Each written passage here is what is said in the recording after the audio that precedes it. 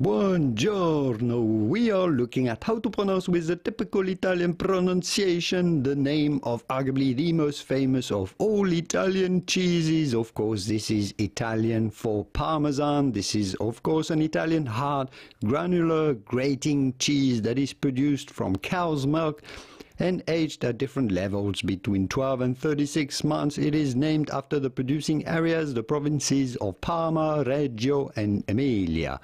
This is produced near the city of Bologna, Reno and Modena. But how do you go about pronouncing it in Italian? Parmigiano, Parmigiano, or Parmigiano Reggiano. You do want to stress on the second to last syllable, on the second A, Parmigiano. It'd be fine in English or American to say Parmigiano, Parmigiano, Parmigiano. Here are many more producers from Italy that you may want to learn more about the correct pronunciation. Arrivederci, ciao ciao.